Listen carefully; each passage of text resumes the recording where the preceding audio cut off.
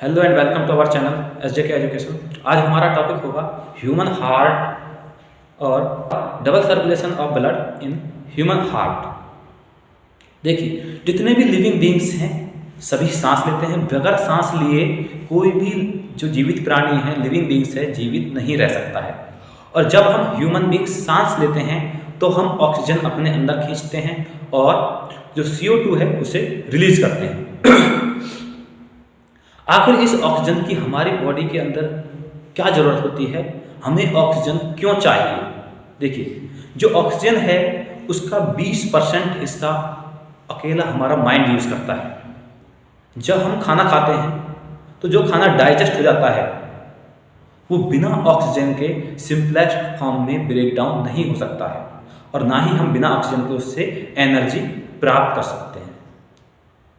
अब इस ऑक्सीजन को हमारी बॉडी के अंदर कौन पहुंचाता है और कैसे पहुंचाता है, यही हम पढ़ने वाले हैं इस चैप्टर में।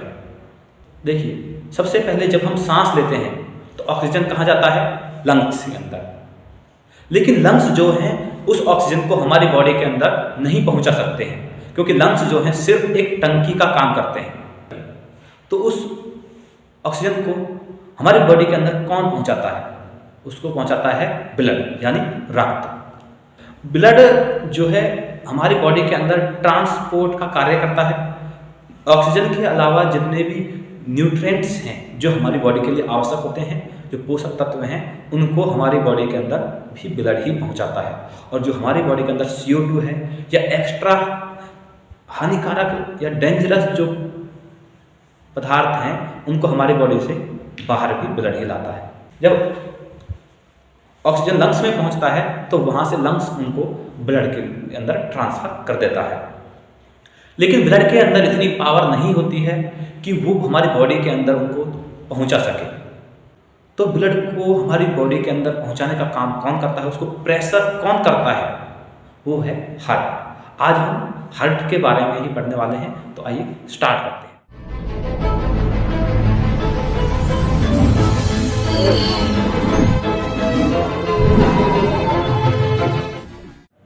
हमारा हार्ट जो है उसकी शेप कुछ इस तरह से होती है।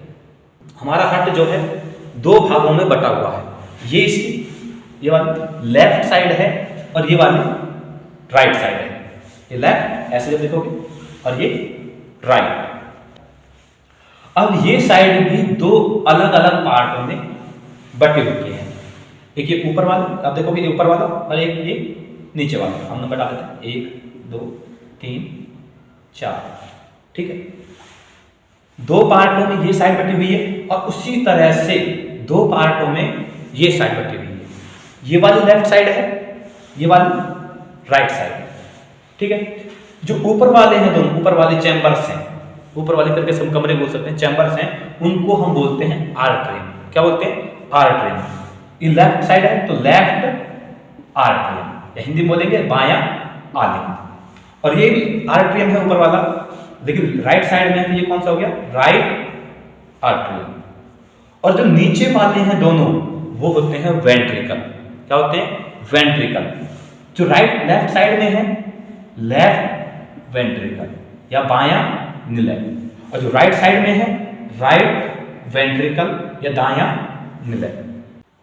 और जो ये बीच वाली वॉल है जिसने इनको दो पार्टों में डिवाइड कर रखा है, ये है डिवाइडिंग वॉल।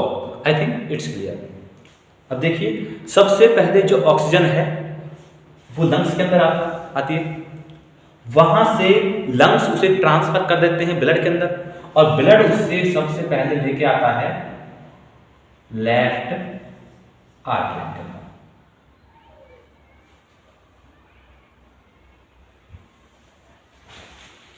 सबसे पहले ब्लड किसके अंदर आता है? लेफ्ट आर्टरी के अंदर, ऊपर वाले चैम्बर में। अब जो ब्लड वेसल्स ब्लड को हार्ट के अंदर लेकर आती हैं, उनको हम बोलते हैं वेन्स। वेन्स किसे कहते हैं? जो ब्लड वेसल्स ब्लड को हार्ट के अंदर लाती हैं, उनको हम क्या बोलेंगे? वेन्स। अब क्योंकि ये ब्लड को अंदर लेकर आ रही है, इसलिए इसको हम क्या बोलेंगे? वेन। और लंग्स से लेकर आ रही है तो इसलिए इसको पल्मोनरी वेन, हिंदी में फुफ्फुसीय सिरा। कौन सा ब्लड लेकर आ रही है? Oxygenated blood. यहां से ब्लड इसके लेफ्ट आर्टरियम जाएगा। सबसे पहले किसमें आएगा? Left atrium.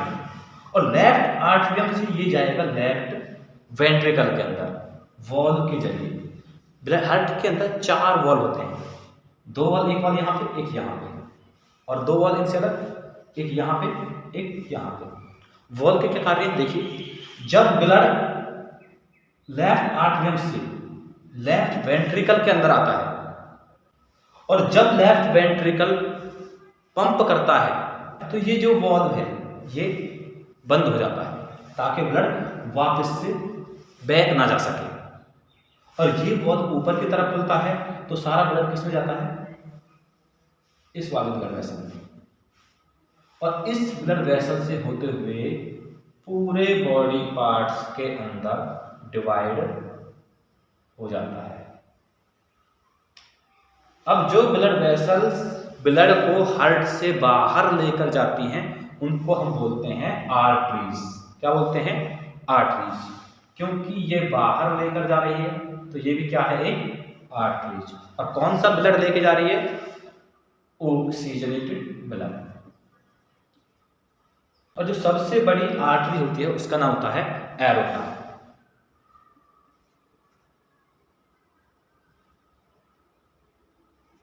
हिंदी में महाधमनी। तो यहां से ब्लड को बाहर लेकर कौन जाती है? एरोटा यानी महाधमनी। और इससे होते हुए इसमें से बहुत सारी कैपिलरीज। कैपिलरीज क्या होती हैं? जो थिनेस्ट ब्लड वेसल्स हैं, पतली पतली ब्लड वेसल्स हैं जो हर हिस्से तक ब्लड को पहुंचाती हैं, उनको बोलते हैं कैपिलरीज। और बॉडी पार्ट्स के अंदर ऑक्सीजन के पहुंचने पर वहां जो कार्बन डाइऑक्साइड है, यानी जो ऑक्सीजन पहले यूज होने के बाद जो कार्बन डाइऑक्साइड फॉर्म होती है, जो कार्बन डाइऑक्साइड है उसको कलेक्ट करके वेना केवा। अब बॉडी पार्ट से जो ब्लड वेसल ब्लड को कलेक्ट करके हार्ट तक पहुंचाएगी वो कौन सी होगी? Vena cava. बॉडी पार्ट से ब्लड को कलेक्ट करके हार्ट तक पहुंचाती है वेना केवा, महाशिरा। Vena cava, महाशिरा। अब बॉडी पार्ट से कौन सा क्या लेकर आ रही है? ऑक्सीजन या कार्बन डाइऑक्साइड? ये बॉडी पार्ट से डीऑक्सीजनेटेड ब्लड यानी कार्बन डाइऑक्साइड वाला ब्लड लेकर आ रही है और इसे कहां पहुंचाती है? हार्ट तक। वेना केवा ब्लड को लेकर आती है राइट आर्टरियम के अंदर और राइट आर्टरियम से ब्लड किसके अंदर आता है? राइट वेंट्रिकल के अंदर वॉल्व के जरिए। और जैसे ही राइट वेंट्रिकल पंप, जैसे ही राइट वेंट्रिकल सिकुड़ता है यानी पंप करता है तो यहाँ से ब्लड वॉल्व के जरिए ऊपर की तरफ चला जाता है और ये वॉल्व जो है ऊपर की तरफ ही खुलता है। ठीक है। और जैसे पंप करता है ताकि ब्लड बैक ना जाए, यहाँ पे ये वाला वॉल्व बंद हो जाता है। इन दोनों वॉल्व का क्या काम है? जब ब्लड ऊपर जाता है ताकि ब्लड बैक से नीचे से वापस नहीं आए, तो जब बैक आता है तो ये दोनों वॉल्व बंद हो जाते हैं। इसमें से जाता है तो ये वाला वॉल्व बंद हो जाता है, इसमें से जाता है ताकि बैक नहीं आए तो ये वाला बंद हो जाता है। और इसमें से होते हुए ब्लड कहां तक पहुंचता है? लंग्स तक, कार्बन डाइऑक्साइड को लेके लंग्स तक। और यहां से लंग्स कार्बन डाइऑक्साइड को बाहर निकाल देते हैं और वापस से ऑक्सीजन लेके किसको दे देते हैं? पल्मोनरी वेन्स को। अब हम पहले ही क्लियर कर चुके हैं कि जो ब्लड वेसल्स ब्लड को हार्ट से बाहर लाती हैं उनको हम क्या बोलते हैं? आर्टरीज। और जो अंदर लाती हैं हार्ट के अंदर उनको क्या बोलते हैं? वेन्स। अब ये बाहर लेकर आई है तो क्या है? ये आर्टरीज। और लंग्स के अंदर लेके जा रही है तो इसलिए इसको बोलेंगे पल्मोनरी आर्टरीज। फुफ्फुसीय